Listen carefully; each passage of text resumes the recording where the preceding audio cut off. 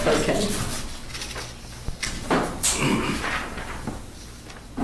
Ready?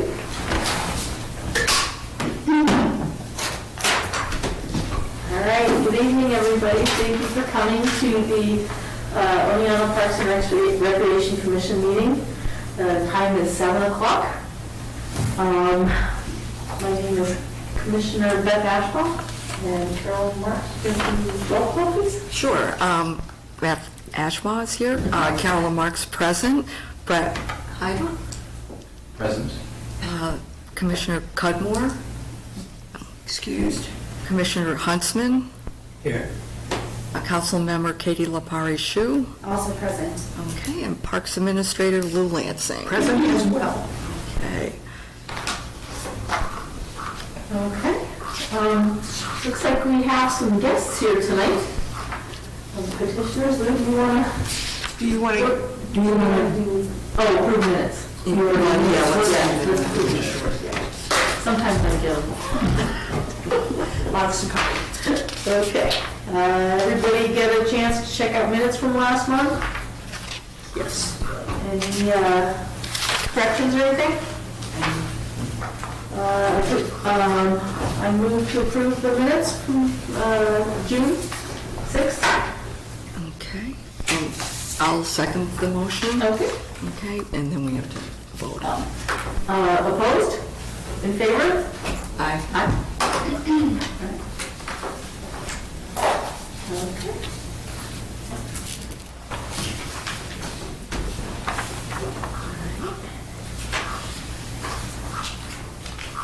So we're going to start with our petitioners? Sure.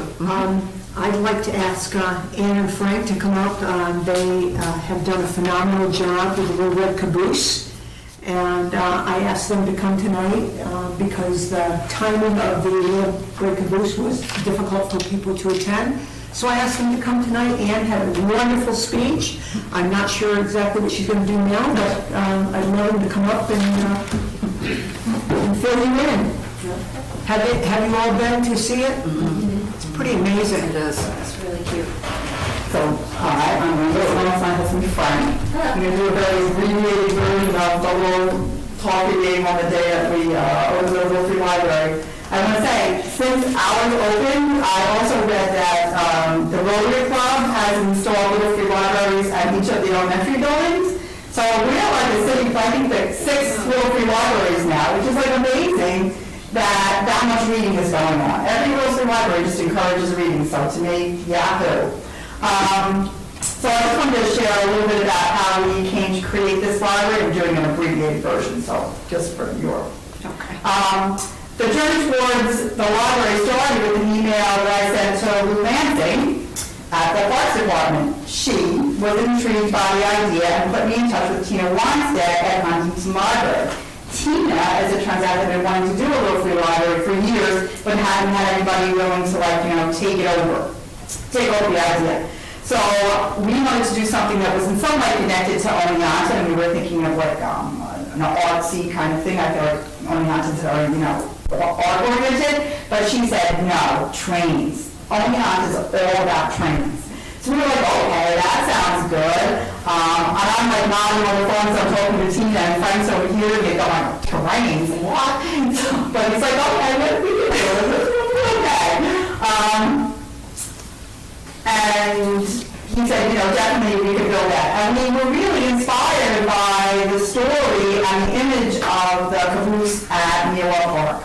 And what was so wonderful was there was an event at Neowar for 4th of July, and the little caboose was opened, and we were able to go in and hear a little bit about the history of it. And I mean, for us, it was very moving because the pictures we were taking of it and the story we heard about it was all like through the glass, when we first were there. And so to be able to be inside, I think, was really like moving for both of us. And to talk to the person from the Historical Society that really knows about it, it was just really wonderful. So thank you for that.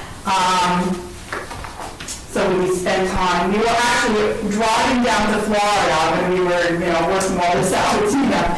So while we were down there, we did spend some time drawing and, designing and planning and really doing some research about cabooses. So that when we got back to Oneonta, we were really ready to start building. We don't have a shop of our own, so So we asked our friend Peter Gawanter, who lives in North Harpersfield, how about you? Would you like to do this? Help us out, and when we were shopping, he was like totally into it. His wife had worked at the library in Stanford, so it was definitely something close to his heart. While we were in the process of building it, though, we went to an art exhibit at Kano. And at that exhibit, let me see if I can put his name in here. Mark Lavati had an installation where he had these words. It was just like words on a column, but they made a statement. But the words were just all together. And we really had to spend some time looking at them to understand what he was trying to say. And that inspired us to put some words on the post rather than just have posts. And so we came up with this list of words that connected to reading. That was Frank's job. He came up with this whole list of words. And so we added that to it. Where am I looking at? So I really want to thank Lou, because I can be a pain in the neck. And so every time I would reach out to Lou, she was very generous in her responses to me and very supportive of the project through it all. Frank and I were the ones to reach out initially about this little free library, but we'd never be standing here in front of you or have this library built without the help of Lou, without Tina, without our friend Peter, without the friends of the library that supported us, all the people who work for the city of Oneonta, yourselves, everyone who supported this project played a little part in actually making it happen. Because without one of those people, it might not happen. Even the Daily Star wrote a little article about us. That really just gets the news out to the community. And I have to tell you, I thought I was going to have to be up there every day filling this library, making sure there were books. The community has just taken it on. And every time we go up there, we go up like every couple days to see how things are going. There's new books in there. Kids' books maybe are being taken more than added to right now, but the adult book is just flowing all on its own, which is like an amazing thing. And every time we were up there, I don't know, we were up there like 3 or 4 times. Oh, it's a beautiful. But I mean, like working on the project or taking pictures, and people will come over and talk to us and, just tell us about the park. I mean, we've learned so much history about Wilbur Park just from people coming over to talk to us, which is like a wonderful thing. Huntington Library is going to continue to support this little free library, and that anytime I want, I can go up there and just take books from their discarded books in the basement and use it to fill the library. So it's like an ongoing community-supported little project. So we're very happy to be able to do it. Want to add anything? No, just thank you. Thank you so much. Thank you. We enjoy looking at it, enjoying, just watching it, take on a life of its own. Yeah. So thank you. Thank you. Thank you so much. Great job. Okay. Thank you again very much. Then Deandra? I don't think she's here. I didn't see her. No. So I think we should move on. Okay. Jackie, then? Yes. You want me to come up? Sure, come on up. I have an additional few pages here that I thought might be helpful to all of you as I go through this. Why don't you let me hand them out for you? Oh, thank you. How about that? Okay, great. Since they love getting more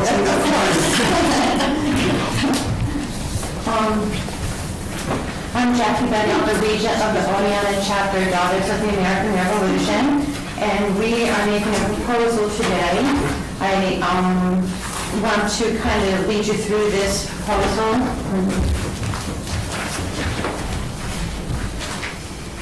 If you go to page 2, the proposal itself is in honor of the upcoming 250th anniversary of the United States of America. The Oneonta Chapter DAR is seeking permission to install a DAR America 250 Patriots marker in the Veterans Memorial Walkway at Newell Park. The cost, the marker will be of no expense to the city of Oneonta, as the plaque and installation would be gifted by the Oneonta Chapter DAR. Marker details, it will actually read Revolutionary War patriots. This marker commemorates the men and women who achieved American independence. These patriots, believing in the noble cause of liberty, fought valiantly to found a new nation, 1775 to 1783, presented by Oneonta Chapter, Daughters of the American Revolution, in honor of the 250th anniversary of the United States. There are two marker types. There's the bronze plaque version for mounting on a wall or stone. The size is 24 by 24. And there's a bronze post and cap mounted standalone version, size 30 by 30. We can now just go to the last page. I took a nice walk and took some photos of the Veterans Memorial Walkway. And if you can just start down at the bottom, the very bottom, your first marker is the World War I and World War II. And then if you follow the blue arrow to the right, kind of like going in a Disney park, go to the right, with an empty area, and then we go up to the right center, that's the Vietnam Memorial for Oneonta's Fallen. We go up to the top right, that's the Otsego County Veteran Memorial. The top center is the Otsego County Korean War Memorial. Top left is the Beirut, Lebanon for the New York State Fallen. Middle left is the Spanish-American War, World War I, World War II, and then the last spot, bottom left, is the empty area, another empty area. So now we'll just flip back one page, page 3. Meeting from the city of Oneonta, if permission is granted, we would, the Oneonta Chapter Guard would need a written statement authorizing installation of the marker from the property owner, custodian of land where the marker is to be placed. The letter must be signed, dated, and should include a statement explaining by what right the writer has the authority to grant permission. And to the type of marker, the plaque version for mounting, or the standalone version and location for placement of marker. That's why I kind of did that layout, so you could make those decisions. And just in conclusion, in honor of the 250th anniversary, which is in 2026, but we're trying to work ahead and get some of this stuff done, the Oneonta Chapter Daughter feels it is fitting to add a marker commemorating the founding of our nation to the Veterans Memorial Park Walkway in Menlo Park, a beautiful location of remembrance. And then I found this beautiful quote by Big Chuck D'Imperio, from July 5th, 2013. He said, while taking a stroll during the 4th of July festivities this week, I couldn't help but notice how beautiful the Veterans Memorial Walkway is in Menlo Park. A couple of years ago, the walkway was redesigned, some of the trees were taken down, and landscaping and park benches were installed. The result is a lovely, peaceful, contemplative place. The plaques dedicated to our various military services are polished and attractive. The flags were waving briskly in the stiff breeze. The plantings were lush and beautiful, and the backdrop of Hodges Pond was quite stunning. I was pleased to see so many folks strolling with children, relaxing on the rock on their benches, and just taking in the view from the walkway. I believe any city in upstate New York, big or small, would be pleased to have such a wonderful place as our Veterans Memorial Walkway in this. We agree, and so that's our proposal. I don't know if I can answer any questions, if you have any, or what you would like from me next. Do you have a preference to one of these or the other? And I don't know, but I do have a preference. Well, after seeing your walkway, what's there, I would think what would match best would be mounted and a stone similar to, we could also purchase the headstone, similar probably to the one in the middle right, something like that. So which one of these two is what I'm asking? Okay, so on the left. They both say the same thing, just different versions. Okay. One is for mounting and one is a standalone on a pole. Oh, Okay. Does that make sense now? Okay. But it would again be your decision. If you wanted something on the pole, we would sure be glad to accommodate that one too. I think something more permanent would be, Yeah, that's A pole seems like something that would, It's gonna disappear. yeah, Require more rust or whatever. Yeah, so, but a stone would match these. And so we would also have that stone, we would, I guess, talk about the size you would prefer and all that. We would purchase that and have the plaque mounted on that stone. Makes sense. My only question, is there any other groups that are involved with the layout? Yeah, I think what we should probably do is you all should vote. If this is something that you want to put forward, I think it will then need to go to council. Right. And in the meantime, I will talk to Greg in the engineering office.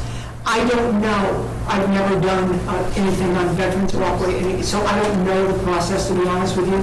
But certainly Greg will know, and probably members of the council will know, but it should go that way. So if you all recommend it, then certainly Katie can take it on to council, and we can go from there. Yeah, and it may end up going to committee. It may. Or goes to council. To answer your question, when you said that, I think that's a really good point. I know that the Vets Club has a lot to do. That's it. That's what we want to be. Like, it sounds great to me, but also that I don't want to overstep somebody. That's what I'm saying, Greg would know the process. Conversations. So, Yeah. but I mean, I have no problem with it. If you approach to the proper. Okay, so do you guys want to vote? You guys want to put something forward and vote on it? Could I just add, what is your timeline as far as, installation, I guess? Well, we will work as quickly as possible. If you give us approval, we then need to send the paperwork that we receive from you, plus this, where we're going to put it and all that good stuff, down to our National Society in Washington DC, and our National Historian General needs to approve it. Okay. Because they're not just going to let us place it. Yeah. Would they actually come up to inspect the? I know, I would send them enough material and answer any questions. We would probably just communicate through email, and I doubt I would even need to talk to them. I would suspect that something like this is going to be maybe next year. yeah. I think it's going to take. I would think so. By the time you do it, and then we do it on our end, I would think spring. Next spring or summer, whenever it could be dedicated or whatever. Because I'm guessing there will be some kind of dedication. Oh, yes, yes. So Yeah. It would be wonderful. it certainly gives us all time to. Yeah, plan that. Yes. So do you need me to leave at this point while you go?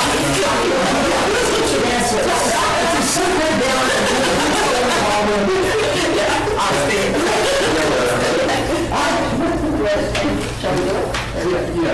Can I move that we recommend this to council? Yeah, I'll second that motion. Okay, any opposition? In favor? Aye. There you go. Wonderful, thank you very much. Anything else you need from me at this point? Jeff, you left your phone number. I did. That's where you reach you. Yes, and an email. And I'll get a little more information, I'll get back to you. Okay, wonderful, thank you so much. And now, would you like us to leave? No, not at all. You all don't have to stay. You don't have to stay. Want to do the right thing? Yes. You did great. Thank you. I'm doing this just for them to do. Yeah, you were the same thing with me, I'm like, okay, now what? Just tell me. I follow rules. Just tell me. Thank you so much. Thank you. Good to have met you. Nice to meet all of you. All right. That's the pocket. Mark, how you doing? I don't think they like me. Do I have the floor? Oh, great. My name is Mark Paulette. I've been in Honey Island since 1993.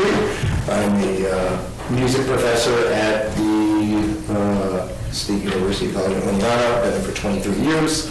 I live in the 6th Ward, and There are a couple of things I wanted to bring up. One quick thing first was that maybe right during the midst of the pandemic, I had come to one or two council meetings talking about a recreation program or the rec programs that were for the children for the summer, in which the Y, I believe, has the contract for that, and they were only offering half days, and this was somewhat of an issue, and the way the sign-ups were like Wednesday afternoon at 1 o'clock, when people probably who need those kinds of services can't take work off in order to sign up for them. Anyways, my only comment on that is that the Boys and Girls Club has done a wonder this year. It opened up from 9 to 3, and it really has been fantastic. I know a lot of people have, and that's basically free. You can just drop your kids off, it's fine. So I know it would be awesome to have a full-day rec program as well. It's not something I want to necessarily talk right now. I don't know if it's in the works or people have talked about it or the committee has, I'm sure you have. But if I just brought it up that maybe it's something that, I don't know if the city made any kind of announcement that the Boys and Girls Club was open for those, because some people might not know that, because I have still people asking, like, I don't have any childcare, and it's like, this is open, and it's free, and it's 9 to 3, Monday And through Friday. they don't have limited numbers. The summer is not packed there. It's not, the summer is every day around the corner. Okay. And there's plenty of spots open. Okay, so it's, wow, that's, And it's fantastic. They really came through on this. So I just wanted to say that. And I don't know if what the Parks and Rec has to do with any of the kind of, I know we used to have they used to do a rec program. That's the reason I bring it up, because I know it's not falling down to the Y who runs the pool, and now I think they had a half-day camp or something like that. But that fills up, it's only like 40 slides, it fills up really quickly. Yeah, sure. So just maybe let the people know if there's a way to do that. I don't really know how that, there might be something from the council, but I just wanted to bring it up to this. Okay, thank you. The main reason for my comment tonight is I have found something in which I think is a big hole in our community for the summer around here, and something I'm noticing that's happening in other surrounding areas, and they do it really well. And we have something, and I'm just going to say I do not think it's done very well. And I've talked to a lot of people about it as well, and they are kind of like, maybe we should try to work on this and make it so it's a little bit something better. And this is what I'm talking about is a summer music concert series. We have the park near where there are shows on Thursday nights. Yes. As I go through and look at the shows, I would just say people of my age and probably younger are going to look at those shows, and nobody's going to go to those shows. They're not going to go. It's almost zero interest. The stuff that is getting booked down there to go see. Now, not saying that those bands or stuff that is being booked is bad, because it's not. But it's just not going to pull in people. So at the point of, I'll go down there and I'll walk down and look and be like, there's like not much excitement going around with it. And if you go to Cooperstown on a Tuesday night, they have a weekly series, and it's very energetic and fun. If you go to Norwich on Thursday, it's insane. Thousands of people are in the parks watching bands. Does Norwich have like a... NBT backs them, and they have a sponsor. That doesn't mean we can't have one either. A concept I had thought about was, what if we did something not on Thursdays? Because a lot of people, it's funny, what are you doing Thursday night? I'm going to Norwich. There's music going on. I'm not going there. I'm going to go to Norwich because I got the fish. You tell them it's like big name acts are playing there for free. It doesn't cost anything. And it's awesome. I've been to a bunch of shows there. It's super fun. It's a very community environment, and I'm not finding that necessarily early on, and especially being in the music scene for so long, it's a big hole, I think, we have. You know, one thing is maybe try to pick a different night. These thoughts I had Wednesdays, there's nothing going on. There's nothing going on Wednesdays in other surrounding areas. We have baseball teams here, and families coming, and and it might be something worthwhile to switch the day. Also, maybe worthwhile to figure out how we can get more funds so we can get better acts in there. Not saying that the acts are bad. I'm not saying that either, but listen, the city needs youth involved, and we are not getting the youth involved at all. I just don't see it. They're not there. We're not getting the youth involved in what we're doing. Here's another question I might, would Norwich and Cooperstown actually have a booking agent that is hired? There might be people that I know on Tuesdays that do it, they're local people. For the Cooperstown one, Cooperstown also has money. Yeah. And so does Norwich. Norwich is back, once again, they have a sponsor, NBT, but that doesn't mean, it's really easy. You can go through booking this kind of stuff. It's not hard if you have some money.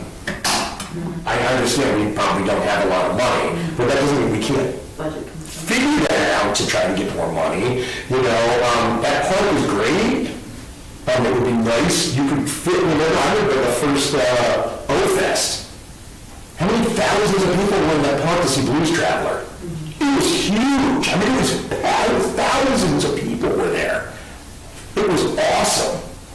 I understand that kind of stuff comes with security stuff and so forth, but this would be something to possibly think of in the future. I booked for Kano, I booked for the Black Oak Tavern, I booked my own band, I work with other organizations and so forth that you can go through and get, really decent bands for $2,000 to $3,000 to come through that on Wednesdays or off night. You can get a band that normally is going to be $8,000 to play for $3,000 plus hospitality because they're not doing anything. They're on the way to New York City. It's a great night to do it. And I just don't know, in terms of what we're doing now, if we have anybody that knows about all of this kind of stuff. It was the same as when we did the street closures. Not to say anything, but that's part, is that part of the RAC thing? Street closures, was that part of the RAC budget, or? No, that's different. Yeah, either way, it was done. Mark had a great idea. It was thrown together really quick the first year, and then the second year, this year, kind of got a little messed up too, with the way things were changed at the last minute, and things. A lot of decisions I think were made by people who don't really understand how to run specific music events and to book them. So I think that's an important thing for me to understand, because I can see it from the outside. I'm like, why would they do this? It makes absolutely zero sense. You have a 4th of July, you have that Optimus Prime whole thing that we play on. But when you look at it, it's disgusting. It's rusted out, it looks gross, and we're standing in front of the flag, and I played on the 4th of July, and I look back and I'm like, this is gross. And I'm playing on this stage. And it didn't look good. So you scheduled for replacing? Yeah. Spray paint the thing. The current. Yeah. So that was just something I was thinking of. It's just there are small little things we could do, But the big thing was trying to get a music series possibly going in the future that would be, incorporate, good for all, and you should have music for a very diverse kind of thing as well. I'm not saying get rid of this and that, but bands like Driftwood played last week. They're a great band, but they're a great band for people who are 60 and older, 50 and older. Nobody's I know a ton of people or whatever. They're not going to go watch that. And they're great. I love them. John did a lot of my great friends, but Their target audience. their target audience is not. You're not going to fill the park up with, and people who are going to spend money.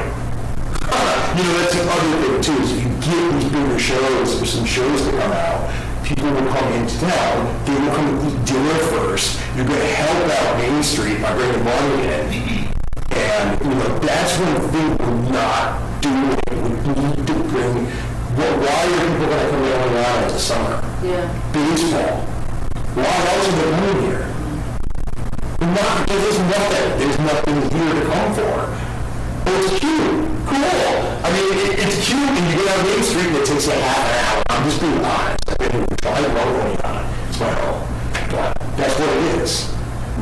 We need to get some stuff in for the people to actually sit there and go, that's awesome. If we have a good concert series, it'd be like, that's awesome, people will come. It'll be interesting to learn how Cooperstown and Norwich, because I've been to concerts in Norwich, and you're right, they're amazing. They're great. But I'm just wondering financially how that, because when you had mentioned earlier, like for example, one particular band, when you mentioned the number of 3,000, was that just for the cost of that particular band, or you're talking? No, this is just, you can go on to booking websites. There are managers who you can go on and say, oh, I have $5,000. Who can I get for $5,000? This is what like Sunday on the O-Fest. What can I get for $10,000? And they give you a list of bands. And then you go, okay, I love that band here. I only want to spend $7,000. So then you look at where they're playing and you see they have an off night. When a band has an off night, if you give them $1,000 worth of hospitality, somebody from the Autumn Cafe, somebody makes some food, one of the hotels puts them up, gives them 5 rooms. They're going to play for a month. If they have an off night, they're going to play because now they're not losing money on that day. And this is stuff I think when we're talking about, because right now we're just booking acts that are in Oneonta. Who I've seen, I can see the Driftwoods any day of the week I want to. They play all the time.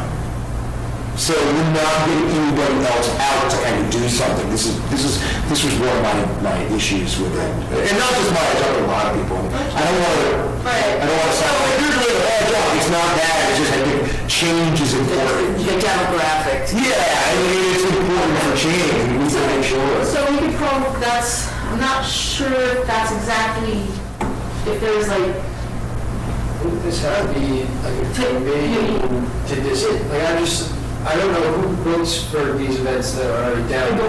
You do? Yeah. Okay. But I don't know how we would get more money for that.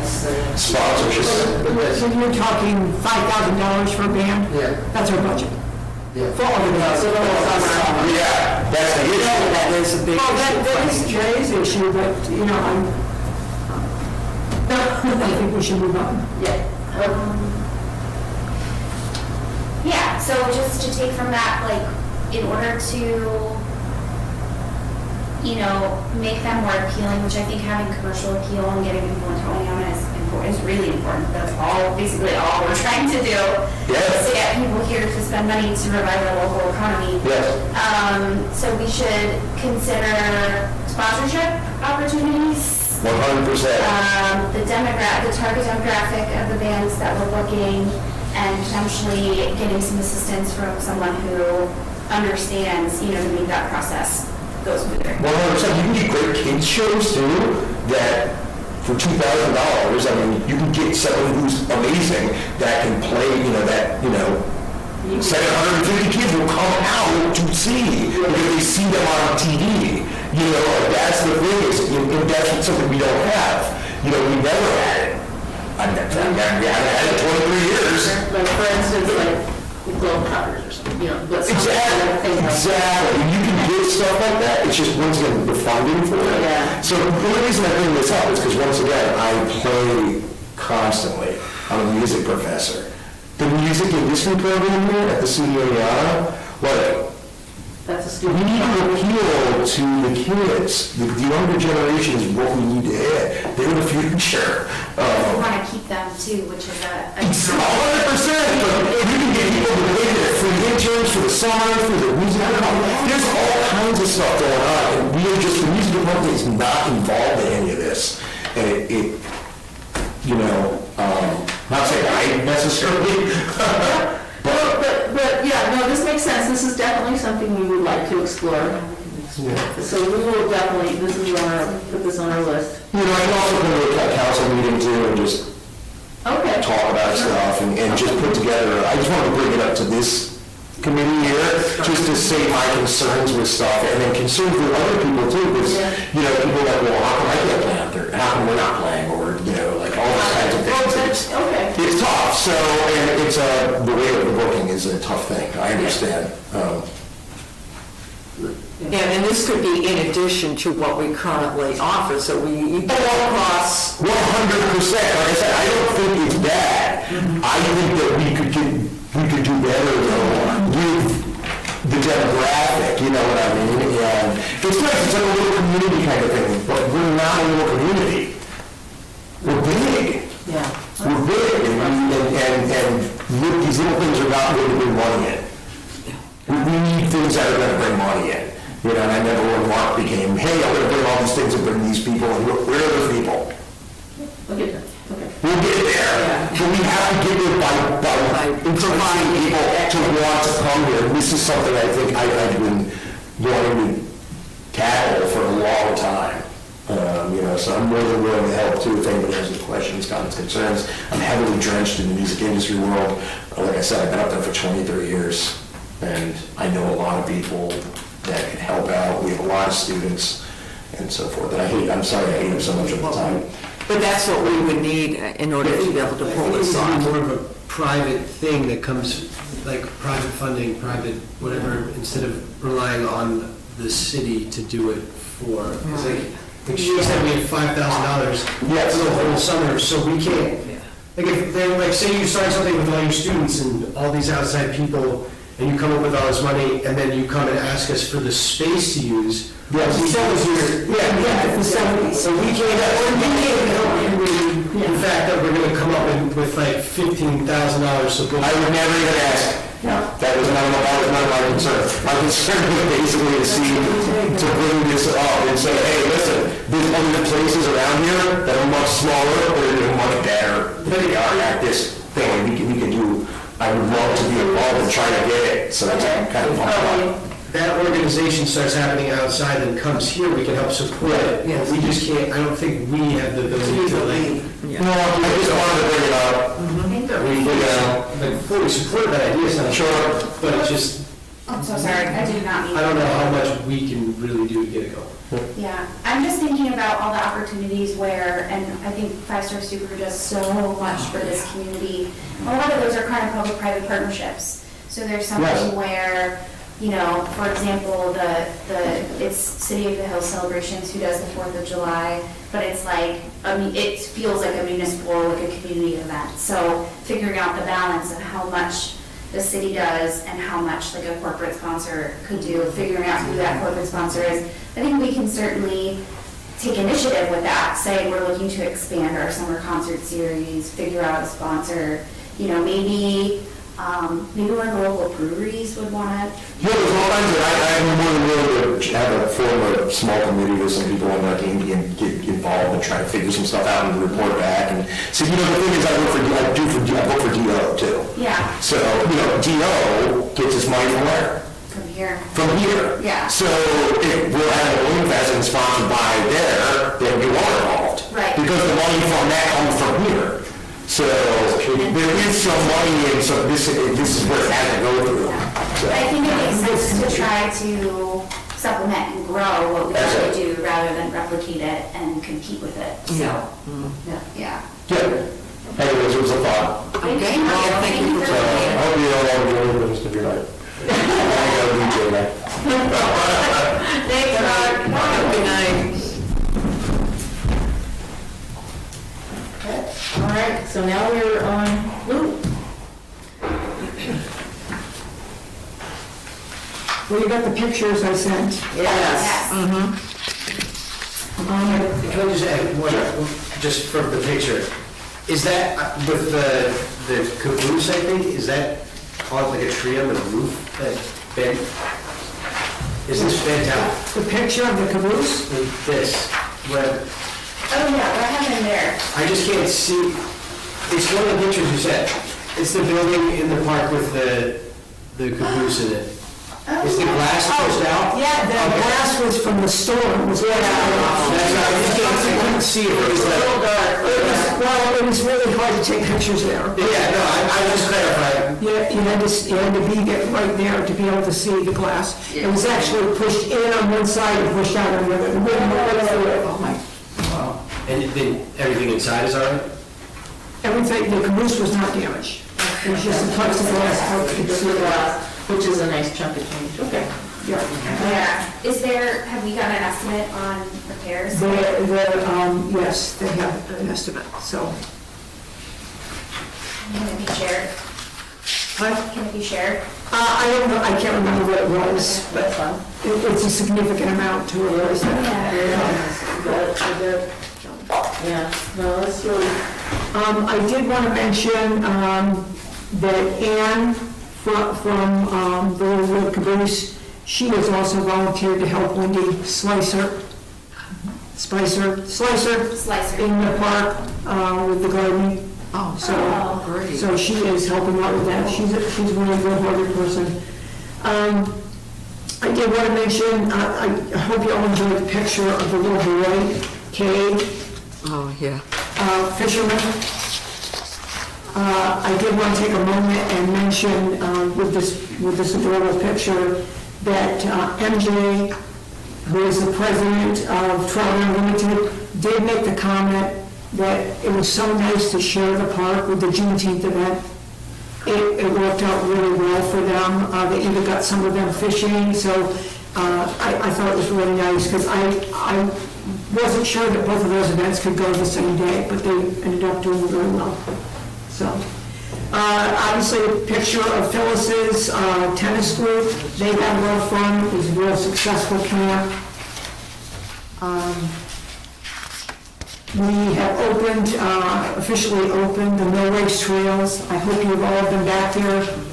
Make sure you wear your mosquito repellent, because mosquitoes are really bad back there by the stream. We have several trees that need to come down, some that came down, some that are hanging over that trail from the storm. Oh, the trailer over the street. Yeah, well, one's in the stream, but there was two over the trail. So, Oh, yeah. let's see. If I can just say, I've heard so much positive feedback about the mill race trail. yeah, so many people. Yeah. It's really nice. It's really kind of ironic, because when they were doing the construction, and then a few people stopped, and they made a couple comments, why are we paving this nice trail? It's just so nice.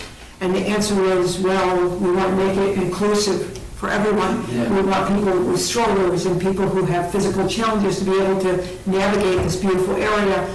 And now everybody's like, yeah, we really see it. It's really come to life back here. So it's I didn't exciting. know that place existed until I started. Yeah. Yes, but then on the 4th of July, we walked down through there with the 2 strollers and everything, and it's really nice. It's awesome to walk the kids. And the Greenway Committee and the Foundation for Oneonta hope to connect out to New Island, and I think they will, and eventually connect from New Island out to Fulton Park. And people will be sitting back and saying, I never knew New Island was so beautiful, because people will go there now, because it's so cut off in the highway. We actually just approved a bridge rehabilitation study, just to, the trestle bridge that's there, that's blocked off, just to see what kind of shape it's in and what it would take to either rehabilitate or replace it, so. You're talking about the trestle bridge? Trestle bridge. Yeah. Yeah. And that just went through and was approved. And that's one reason that it was closed, the railroad did not want to restore it. That was the original thought. But, Yeah. well, Yeah. why would they? I mean, the railroad doesn't run there anymore, so we don't want the liability. I'm like, I want a commuter train so bad. Yeah, it's transformational for. We got the results from John Vogel of the dog park study. The good news is it seems that everyone's picking up in the dog park, at least that's what the study said. The only bad thing is the plastic bags going in the landfill, but that's everywhere. You know, somebody will do all the plastic bags. Finding biodegradable That's what I was saying. bags. I'm sure that there are biodegradable, compostable bags, and we will probably eventually go with those, so. Well, we can also start to put little, maybe just when we're mentioning the dog park, say, hey, by the way, why don't you find some biodegradable board was discussing sustainable purchasing policies, and that might be something that's like a really easy way to start some recommendations like. So I'll mention it at the council meeting tomorrow, see if Mark Davies perks up. Okay. Okay. And just a point on the YMCA program that you saw there, obviously Wendy Slicer is doing a lot of gardening. She's done an amazing job in Applewell Gardens. And she has cleaned out the raised bed in Catella, which I don't know that it's ever been thoroughly cleaned out in my time with the city, since I came on board. But she's done a nice job there, so we're very appreciative of that. Sarah Coney with the Catskill Regional Invasive Species Partnership Organization is going to be removing the water chestnuts that are in Hodges Pond, and there's a lot of them. We are concerned about them, and then we kind of are concerned because we do have the Hodges Pond project that's going to take place this fall. But if she can get them out of there, we think that's great. Do you know what she's going to do with them? I don't know what she's going to do with them. I'm curious. They're delicious. Do you want them? Yeah, we'll talk about it. Okay. Maybe a local restaurant. You're going to start invasive species? No, I would eat them all, and then they would be not invasive you're gonna eat anymore. them? Yeah, I'm just going to. I don't know what Is that? I'll get the plan there for them, I have no idea, but I think if you want to eat them, I think that'd be great. Sell them. Yeah, we should sell them. Garbage bag full of. No, don't go to my lawn, because what if they like take somehow? You know what I mean? So you gotta keep them contained. This meeting's always interesting, it's totally my fault, I'm sorry. Any questions on that part of the Parks report, anything? I feel like it's been forever since we met, and then in 2 weeks we meet again, so, anyway. Yes, I maybe won't be here for that meeting. What day is it? But we're not excused. I don't think I'll My mom's going to be getting married, so I will not be here. I don't think that's You're excused. August or September we were taking off? Oh, yeah, wasn't there, last year we had a break. We had a summer break. Did we? Yes, we do. August would work. I mean, it's probably the most logical in that you've had a meeting all night and then 2 weeks. Well, yeah, and then it would be September, but that would be Labor Day, so it would be the second week. It'll be the second week, which will allow you to discuss the fall activities that are coming into the park. We've got soccer, Harvest Fest, Balloon Fest, so you'll have the opportunity to summarize. What do you think, Luke? It's fun to me. Hey, the longest meeting. Do we have to motion now or no? Okay. Then I was thinking of the I was going to email, but then we put about on yesterday, and I had a very busy week. Leading up to our game yesterday, so.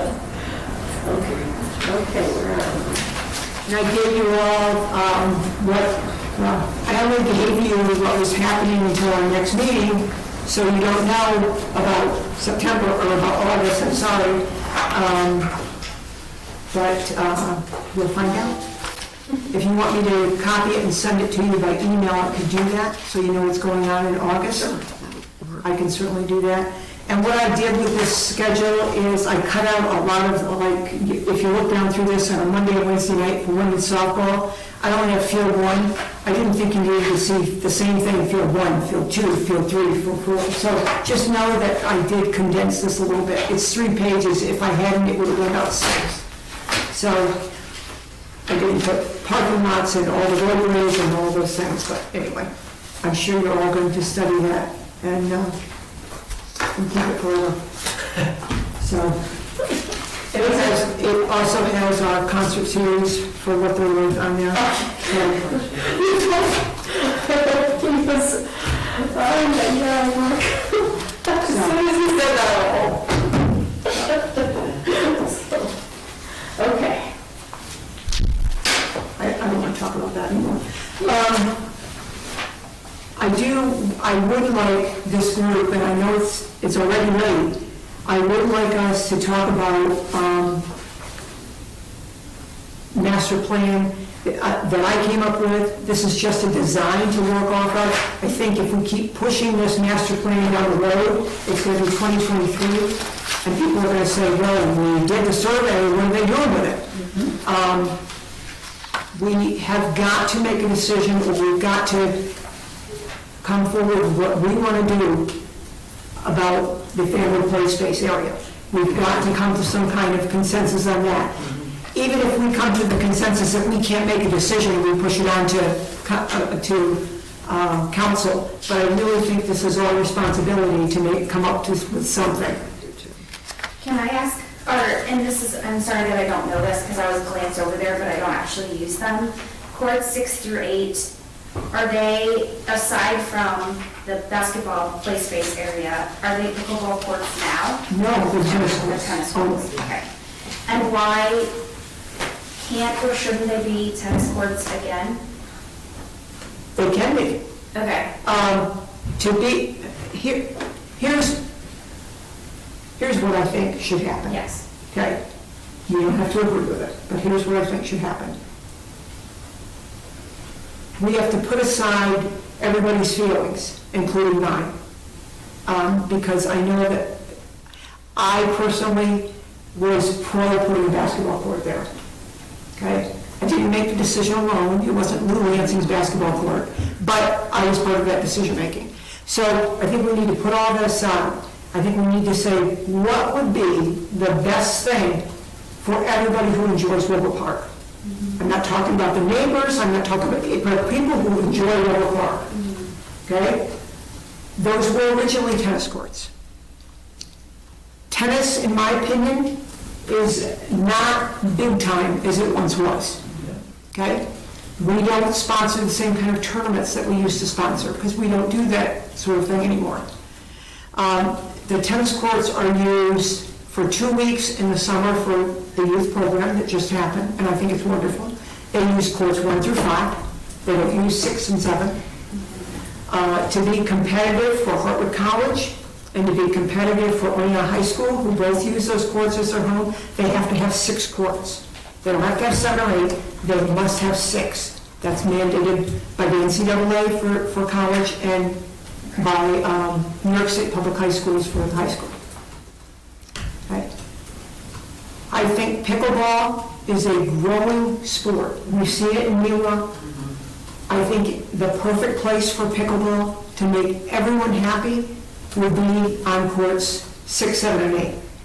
Obviously, we have to keep the 6 court for competitive purposes for those teams.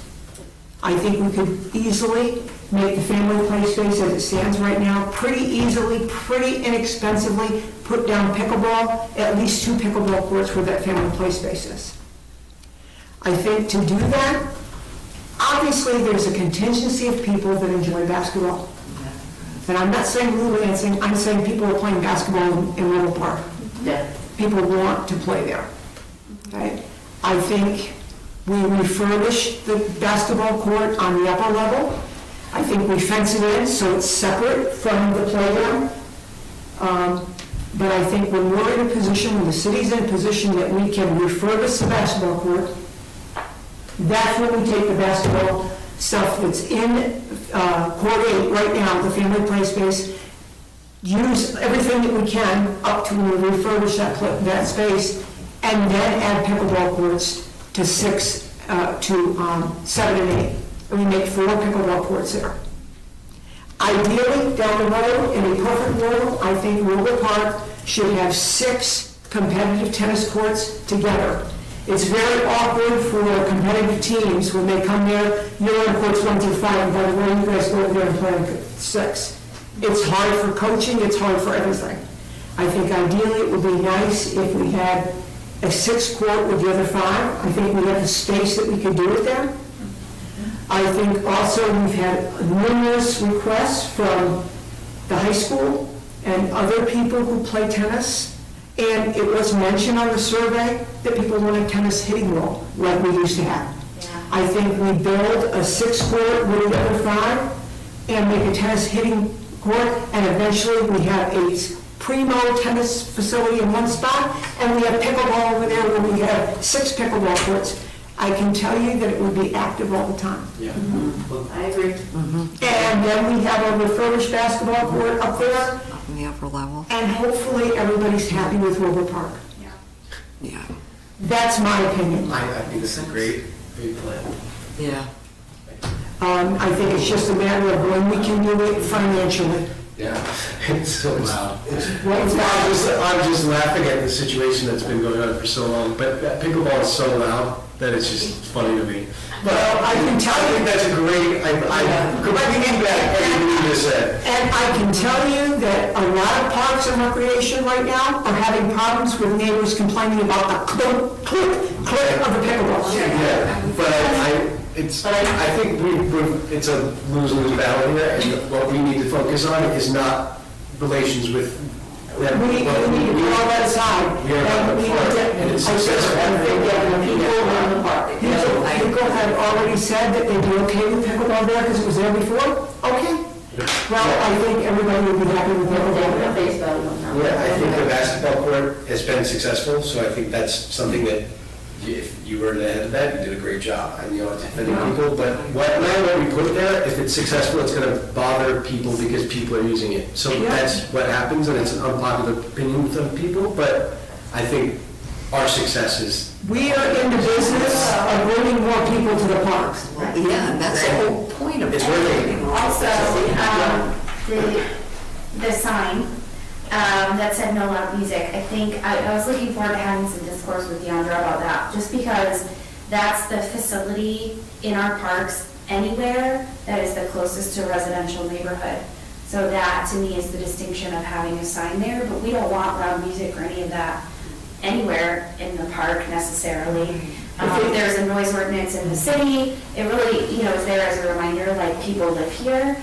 But with that being said, there was some favor among some of the council members that I talked to in putting those signs at, not that people read signs anyway, but at the entrance to the park, just as a reminder, so that it's there, not as any specific correlation to any sport, but just a reminder that, like, specifically in Wilbur Park too, which has been sort of dubbed like the peaceful park, that, there is a noise ordinance in the city in effect. Something to that effect. I'll say this. I think the biggest problem there was all of our tennis courts have rules. And the rules on the tennis court say what our policy is, and that is no loud music. It doesn't say no music, it says no loud music.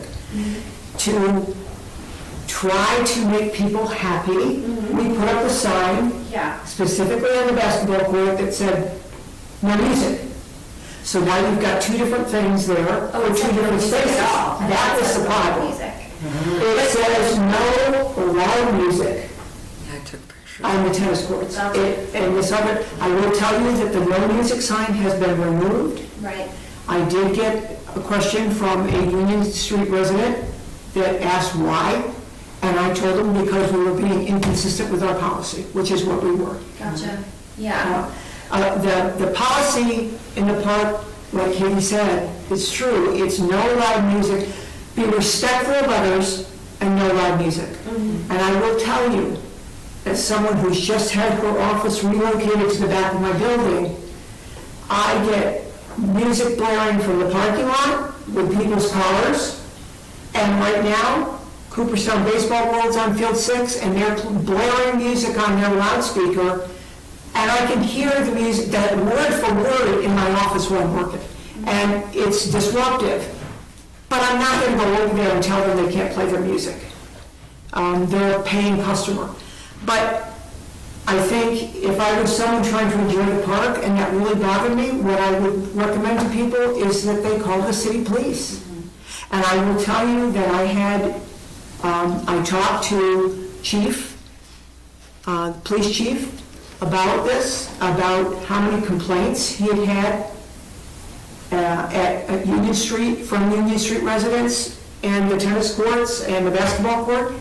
And he said in the last 2 months, they've been called there twice. And the people were very respectful when they asked them to stop playing music, or or to turn it down, or to be respectful of the neighbors. They were 100% cooperative. He did not mention before that, which could have been a higher amount when the colleges are in session, I don't know. However, I think if it had been a higher amount, if he'd been called there 12 times in May, I think he would have said that. I think the problem is it's not being reported, but it's a problem for the neighbors, but they're not reporting it. And I can understand that they don't want to, but I have repeatedly asked them to call the police. And Chief of Police said to me in a written statement, they can take care of the problems at that area if it's reported to them. And they're more than willing to do that. But it has to be reported. And calling us after the fact doesn't do any good, other than it's just a complaint. If you really want to stop it, you have to take action. So anyway, I think if we leave the basketball court as is, I don't think we put lines on it yet, because I think, if we determine that we're going to eventually go with this other plan of restoring the one on the upper level, I think we leave it there until we can restore it on the upper level. And then when we restore it there, they can play basketball there, then we can put pickleball courts there. I think that's the best scenario we can get at this point. I think Trevor's right. I don't think it's a win-win for everybody, but I think we're doing the best we can for everyone. So, excuse me, I'm sorry, Beth. I just wanted to ask when the informal pickleball was being played on those courts for quite some time, Wednesday mornings and times that I would walk through, did anybody complain about that? No. No one complained? Not to me. Okay. I was just curious, Never heard a single complaint about it. But it was played early morning, and it was played some afternoons, and it was played, we even, the city sponsored the first year that pickleball came to Oneonta, the city sponsored evening sessions, because I went to them. I was there. You did, and there was never any complaints about the... Never. Okay. Well, I'm just going with the fact that if we go that route, Making those tennis courts pickleball courts, and And I will go back to one more thing, and that's the original reason why we went with basketball there. Because those courts were not used, especially court 8. Never used because of the stuff coming from the trees. The guys could not clean it off. And the most that court was used for was kids who came out of the pool would go and spread their towels down there and dry off in the sunshine. And then go back to the pool. So it was a beach, a concrete beach for kids. And so I can understand how the neighbors got used to a quiet area because it wasn't used. So it went from being not used at all to not being played basketball. So that's part of it. That's part of the concern. And I'm not saying they don't have the right to be concerned. I understand, it's their backyard. However, I think this plan will solve a lot of those things. I agree. I love the idea of investing in like a tennis hub there. I think that sounds really nice. I know, I think the restrooms and the concession stand and the hitting wall are things that are all missed. So I know that they wouldn't be a priority done in 2023, but knowing that they may be coming back sometime in the future is great. I love the consideration that's been given to biking in Wilbur Park, because I think that that's a big use for the park. And I also really got excited about two really new things. One was the green flush toilets. That was really excited about that. And then the other is the chess benches. That just seems like such a perfect a place where you can play checkers or chess. I agree, 100%. I understand that, and a lot, and I kind of stole that from Central Park where they have the tournaments and everything. I think it's great. Yes. Yeah, it's place where you can socialize. Maybe not the younger crowds as much as the older crowds, which, maybe I kind of go with the older crowds more, I don't know, because I'm old. But anyway, there was a lot of people in the survey. I went back through the survey like 3 times. And there's a lot of people that are very concerned about how cold River Pool is. Yeah, what an interesting addition. I'm so And I can tell you from having my kids there and their lips purple in the morning when they're doing swimming lessons saying, no, Mom, I don't want to go in the pool. I get it. I think we have natural gas at River Park. Yeah. It makes sense to put natural gas in there and so that we can raise the temperature of that pool. And a lot of communities are doing it to extend their pool seasons. We could extend ours, if we can get guards, we could extend ours, but we could certainly make it more comfortable for the 6 to 8 weeks that we have the pool open. Yeah, that would be wonderful. It would. I forgot about that. That's a beautiful facility. I thought it was like people get out. Here, they're blue associations. They don't want to get out. It's just like, literally, I pulled out like we go to the Greater Plains Pool, but like, it's cold. And he was blue and shivering when he came out, so. And I think we should put a new pavilion at the tennis courts there. That's one place where I think we should have a new pavilion with state-of-the-art restrooms. And the reason why I put those green restrooms is a lot of communities are going with those. And when I met with, we had a monthly meeting with DPW Parks. Anyway, John Williams was like that really ugly bathroom that's in here. The fiberglass bathroom. Oh, yeah. Those are big right now. And they're big in parks, it's pictured here. They're big. Porta potties? Yeah. They're big because they're very easy to clean. You just go in, you have a drain, you just go and hose them down, soak them down, hose them down, and everything drains out. And there's no upkeep, but they are ugly as ugly can be. I think they would look out of place in River Park personally. But I love that one. yeah. I'm okay with that. And I haven't talked to guys, and this is research that I've done, they may find reasons why they don't want those, but I think this, I can see why they like it, I don't particularly.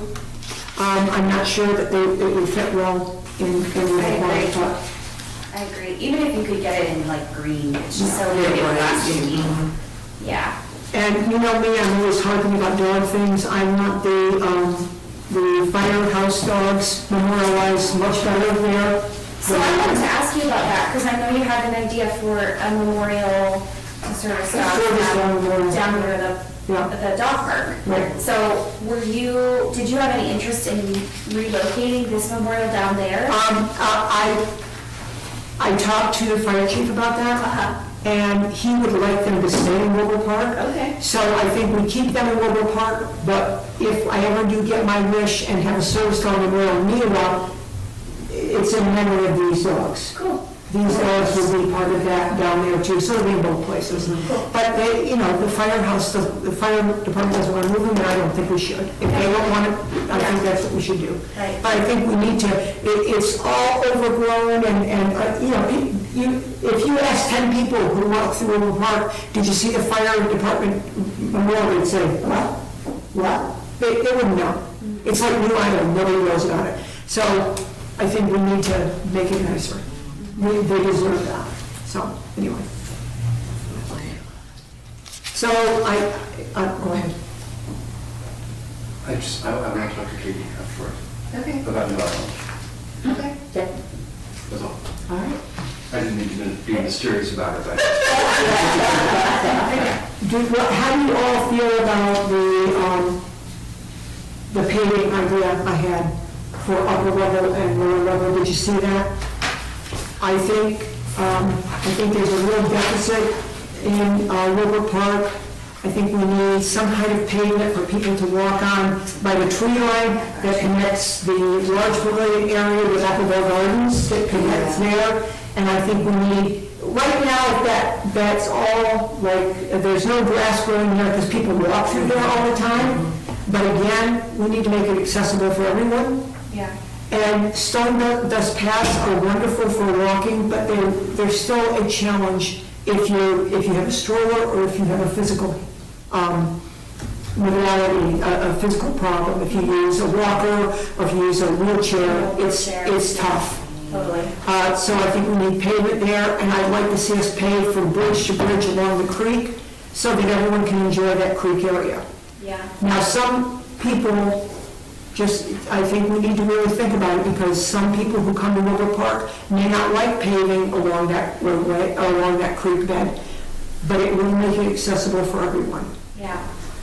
I'm that way. I'm of two minds, right? Like I love, but that's coming from a place of ability. Sure. I love the way it is, but I know that it'll make it more usable and accessible. So I think for me, the only concern that I ever have is with tree removal. With what? Tree removal. Oh, yeah. You know, obviously some is necessary in order to get the lift right. That's the only thing that ever, you know, that ever makes me kind of go, ooh, just because so much of the character of the trail is that it's shady. Sure. Yeah. Sure. So, and then the other thing that I would ask, and this isn't necessarily anything for this commission, but I think that, again, with this sort of sustainable procurement policy scenario, like, I think we should consider permeable materials. And I don't know enough about it to say in terms of, you know, what is a highly accessible material that is also permeable to make a recommendation. I'm sure there are people at the city who know much more about that than I do. But I think specifically in the parks, right, where we're trying to preserve the natural beauty in our community, that permeable surfaces are important. I agree. That's the biggest reason I don't like fiberglass bathrooms. Yeah. I don't like that. I don't think it goes with River Park. I think you can get away with it in River maybe, but River Park, I think it would be wrong. Yeah, totally. Even if it is low maintenance. And the guys would probably not be happy with me for saying that, but We can share. people aren't happy with me all the time, so.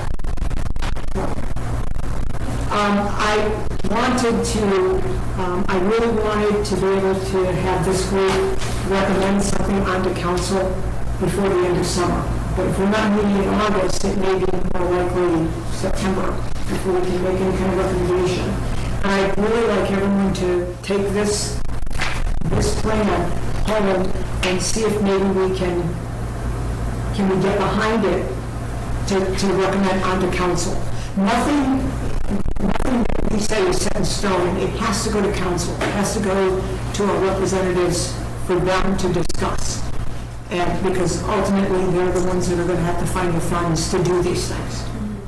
And again, that's probably something where, you know, if you guys go on a plan for Boulder Park, it may go into the quality of life committee versus the council. It may have to go to finance, it may have to go to a number of committees, planning, I don't know.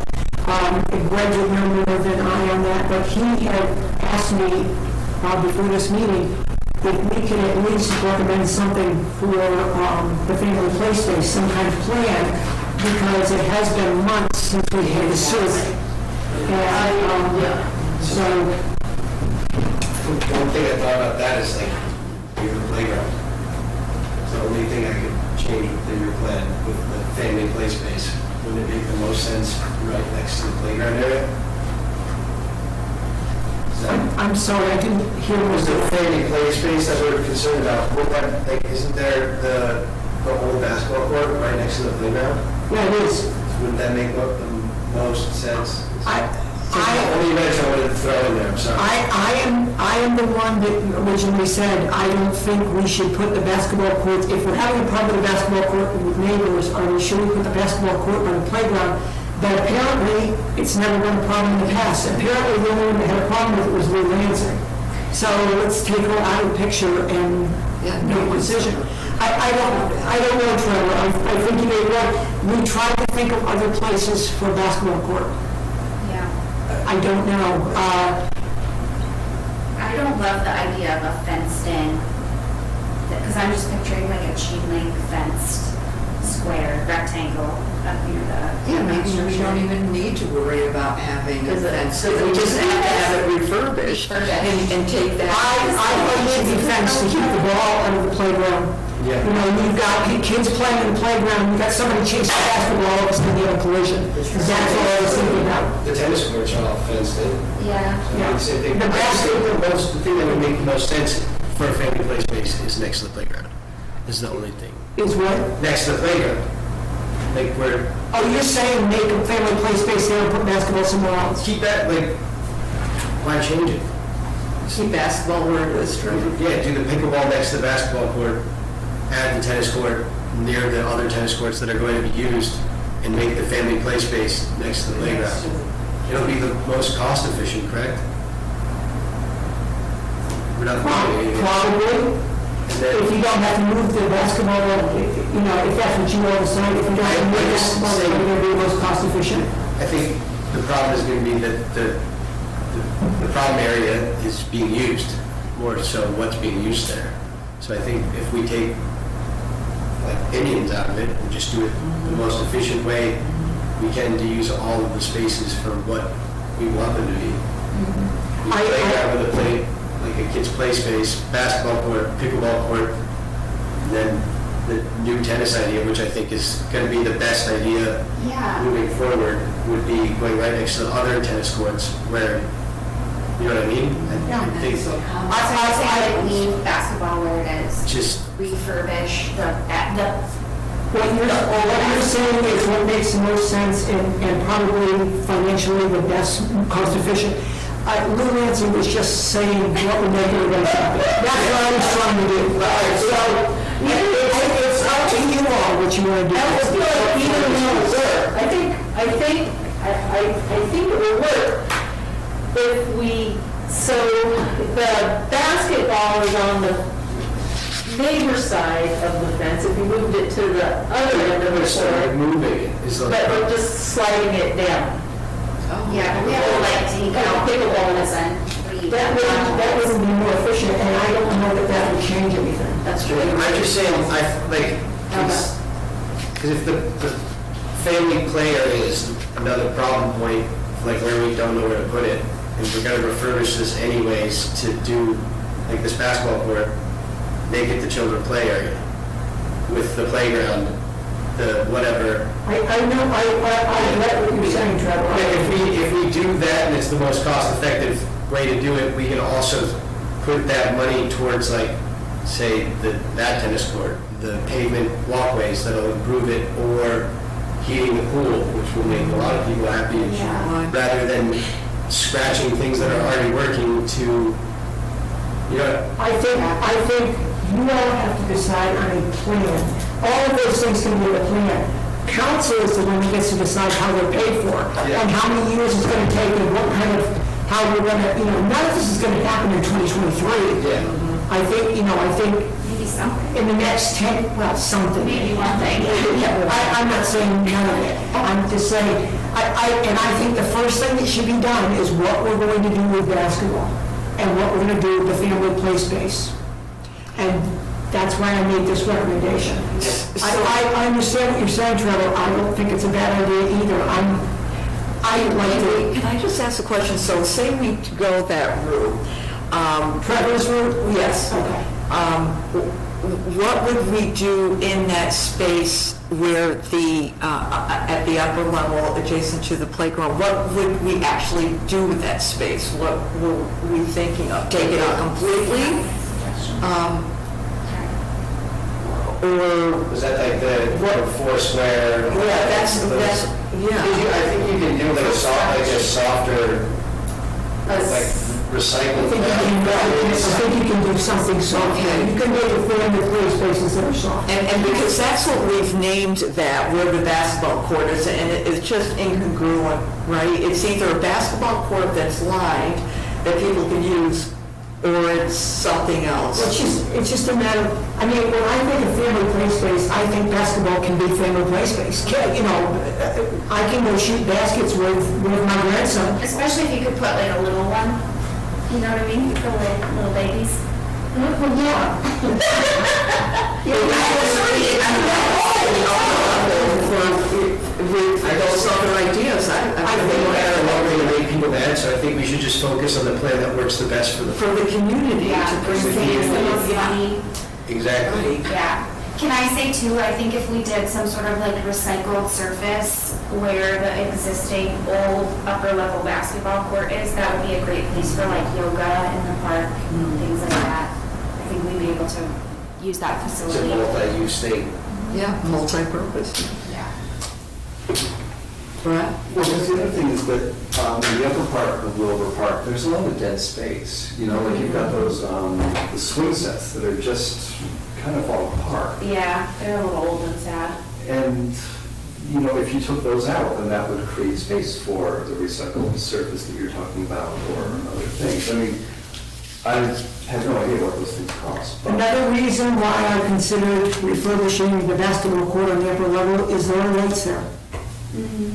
They're not great lights, they will have to be replaced at some point, but there are lights on that facility. There's a compromise down at the lower part. If there's no lights, you can't play basketball at night, and the Right. park's closed at night, correct? That's Park not closes at 10:30. Oh, so. But you If they want to play basketball at night, you go down to Milan, so Right, there's. where there are lights. Yeah. You're not going to No play neighbors. basketball at 9, 10 o'clock at night in the dark. Well, I wouldn't think so. Can I ask a question about that closing time? It seems late. It doesn't make Katie. I said in one of these meetings that, you know, I would like to see where we're, yeah, you were paying attention as usual, but no, I didn't. Oh, you said you remembered, I'm sorry. I thought you said you did. No, I said I think you did. Yeah, thank you, I'm sorry. I always pay attention from start to finish. I think, I said that I thought River Park should close earlier. But, and especially when there was all this question about, there's not enough light in the park. I went to the park at night and it's dark, well, hello. Yeah. Why are you walking through the park at night? But A lot of anyway, parks close at dusk. yeah, well, but the problem that comes in, which I was quickly told, and I get it, how do you secure it? How do you close it? How do you keep people out of it? Sure, well, patrolling, right? I mean, Patrolling, but, you know, you also can't fish in Hodges Pond, but it's not all the time. You also are not supposed to smoke, but there's still cigarette butts all over. You know, there's lots of things, we just don't have, we don't have a park ranger, the police are spread pretty thin, and they do a wonderful job, but, Can they wear a hat? yeah. We're not, Could it be me? Okay. just go outside. I'm so sorry. I come to a meeting and I'm like, I'm not gonna say anything. I'm teasing you. No, I think it's a good idea that we're having this discussion because these are not easy decisions. And we really have to look at what's best for the entire community, not just a select. I think we can spend 6 months trying to please too many people. I agree. I think what we are charged with is to come up with what we think is the best plan for Wilbur. The council is charged with being able to afford it. I mean, you know, and how we spread out the payment, that's not what, and it's great that you're thinking about that. I'm not saying that it's not good, but I just think we have to decide what is best for Wilbur Park according to what we've heard from the survey. So, okay, so now, what do we, Greg wanted us to have something to hand to council. Greg asked if I could talk to you all about making some sort of decision on what we're going to do with basketball in the family play space. Are we going to keep it? Are we going to move it? Are we going to paint it red? You know, whatever. It just needs European lines. Just kidding. It's, And we're- See, there's I'm a volleyball coach, I think they have volleyball. You're a volleyball with a sand pit, that view of it desperately needs help. My son tries to fix It's it. iron. It's over by the Welsh Pavilion. Yes, in between, You probably never noticed it because you're in the meadow anymore. and next to, It's the- just sand. Okay. it was in that last year, I think, or 2 years ago. Okay. But I'm trying to avoid that because I'm a volleyball coach. But anyway. An old volleyball coach. No. So, what do you all think? I think my opinion is that we should change the lease so we can add more. Me too. That makes a lot of sense. I don't get a vote, but if I did. I'm sorry? I don't get a vote, but if I did, I would agree. Well, why, we should be specific about what the more is. If like what we talked about is pavement, tennis, the tennis thing, and the pavilion or whatever, like I think we should pick a priority of what we would like to see first. You know what I mean? Because the play space is obviously, that's one thing that has to go. Where to come in. Or be reestablished. Yeah, reestablished, but I think that, like, redoing two things to fix one problem is... If we keep basketball where it is, Yes, is what you're saying? yes. Then you all should say, we need to keep basketball where it is, and we need to put lines on that court. Oh, yeah. Because that has been requested. Yeah, If we're gonna keep basketball there, that's what we need to do. yeah, and then, Brett, do you live over there? I sure do. How do you feel about it? We can let feelings in. I have really complicated feelings about this, because on one hand, I think that the basketball court in the upper part should be refinished, because lots of people use it.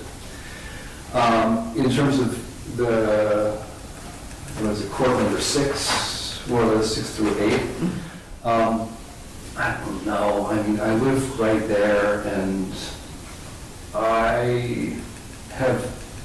I think that the chief, if there were a lot of nuisance complaints about that area before, we would have heard about it. And honestly, I don't like the way that it leaves me a really bad feeling if you're okay with the noise of pickleball, but you're not okay with the noise of basketball. I agree, 100%. Yeah, I do too. It doesn't make Doesn't sense. sit right. No, it doesn't make sense. So, if your problem is with With music? Noise. Here's something that comes, Silent. here's something that comes to my mind. Nothing. I mean- You're not still work. Yeah. No, that's it. Okay. Well, I was just gonna say, we're concerned about bringing younger people into the park for music, but we're not concerned about bringing younger people into the park to play basketball. We're concerned about if we pickleball there, so it's really a lot of older people. Yeah. I mean, you go and watch it, if they have the real pickleball courts, you'd be hard pressed to find, maybe you find 4 or 5 that are under 30 or under 40, but most everybody is 45 and up. Yeah, true. I mean, Yeah. basketball is bringing young people into the park. It is. Family PlayStation, not, maybe we can get rid of the family PlayStation. And the parks are supposed to appeal to everybody. Right. You know? Yes. And the city's not just made up of pickleball aficionados. Really? I'm sorry, I tried to smile out tonight. So, I don't know, I mean, for me, I love the idea of bathrooms in the park because I have carried my daughter home many times. Rushing, trying to get to the bathroom in time. So I think that part makes a lot of sense to me. I love the idea of green, what did you call it, green flush sorts of things. I think that. We do have bathrooms on that road, you know that, right? We take bathrooms there. Yeah, there are bathrooms On on the there. lower level? Yeah, Yeah. there are bathrooms at the tennis courts. Remember you asked me 2 months ago to have the guys open them up? Yeah, We did open them. yeah. They're pretty nice bathrooms. I think they're the nicest bathrooms in the Yeah, and world. all of them, Yep. the rest, yes. Okay. Short of the mosque. I mean, at least for now, Yeah. until we can, make some changes. And they are on the lower level. I don't know. I don't either. But I really, In your experience, as someone who lives in the neighborhood, is the noise of the basketball court as, exceedingly disruptive? I live here. So basketball courts are up here. Okay. A couple, yeah, it's about 2 blocks from Okay. where I live. I walk through that almost every single day. Yeah, that's my experience as well, as someone who uses it a lot. third, and I can say that. Yes, like I've seen young men playing boisterous games of basketball. But, I mean, come on. I drive through Wilbur Park 4 or 5 times a week just to check it out. I have yet to see anybody but one guy and his young son, I think young son, I don't know for sure, playing basketball there. I've not seen anybody else playing basketball there, and I go at night, I go in the afternoon, I go in the morning. It's just empty.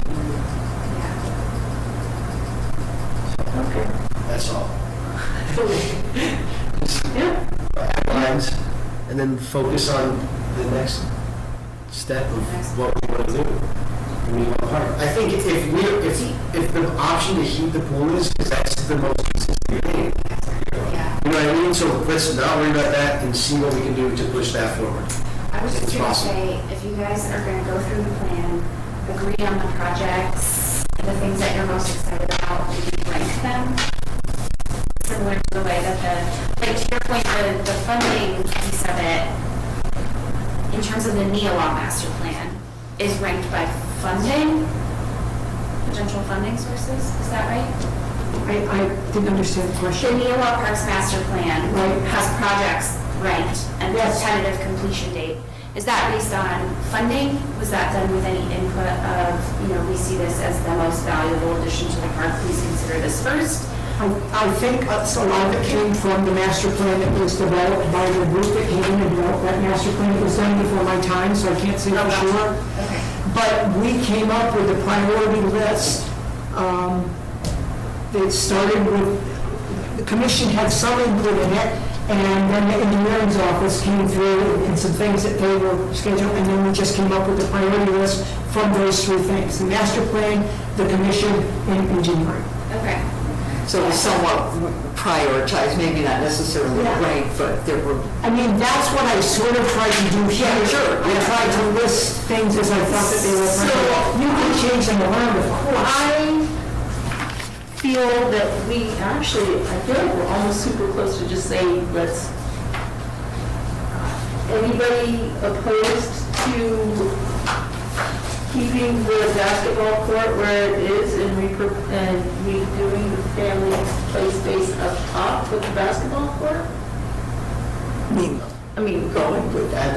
Analyze the court, existing court. Court, Focus on play play space. space up top. Playground. Yes. I like that idea. Yeah. Cool. Would you say that again, because I can't hear you. Sorry, I can speak louder with this thing on. I am actually really gung-ho in favor of repainting the basketball lines and keeping basketball where it is. And, because I remember Greg was having like, oh, we have to move the pole, I mean, just, just from previous conversations we had about all of this. And we did get thrown a wrench, but my final feeling on that one was, call the police with the neighbors. If it's that. It's that bad. And then, you know that public play space and the basketball. Yes. I agree. Yeah, I like that idea. You could put hoops in there too. We've had plenty of time to You could think put hoops about in there this. too, if you so chose. You could put hoops in up there too, if you so chose, for just like games of course or whatever. If you leave, Just one, and then you don't get that organized feeling if you just had one. if you leave basketball where it is, you can take tennis court 7 and put 2 pickleball courts there. And you wait until you have the funds to condense tennis to one site. And when you do that, you put 2 more pickleball courts, which current 6 is now. And you can still have tennis, pickleball, with basketball. And basketball, All of those are in one place. Is that those are your active sports, you know Yeah. what I mean, all in one area of More of adult type sports or teenage to adult type sport. Yeah. And then on the other level, it makes sense to have a family play space of sorts next to the playground for kids that are going to enjoy those things. Especially too, like people do birthday parties up there, you know what I mean? I agree. Yeah. Because there's a lot that's held in the large pavilion, and then you have that, I agree. It makes sense. Yeah, it does make sense. It makes sense. Cool. Good work. And we can eventually, when we look at repaving roadways, we can actually repave that parking lot that's by court 6, 7, and the basketball court to make it a little bit better for parking. Because it's in rough shape right now. It is. Yeah. So can someone put that into something that you guys can recommend, a motion? That's what I was just, that's what we do next, okay. I make a motion to line the basketball court and in the future, put the children's play area in the playground area. Change court 7 to... Change courts, pickleball Courts. and then court, what is it, 8 will remain tennis. No, court 8 is where the basketball is And now. court 6 will remain tennis. Court 6 will remain tennis until we can condense it Yeah. into the big picture. With a big ball.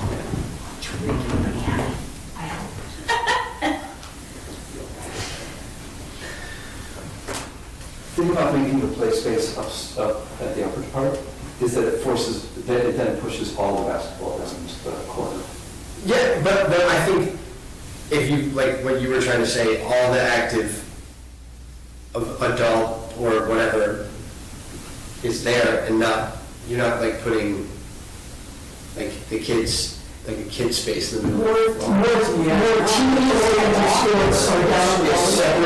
Team-oriented. Team-oriented sports are on Absolutely. more children's family play space on the upper On the upper level, I makes sense. agree. I think that's Yeah, good. it makes a lot of sense. Yeah. And you could always do a standalone basketball on the upper level for just to shoot hoop. If we felt that, You could eventually put just a single basketball in there so kids if they want to play, it's just shoot baskets, they can shoot baskets. Around the world. yeah, that's fine, yeah. Horse. I don't know if you recognize horse, so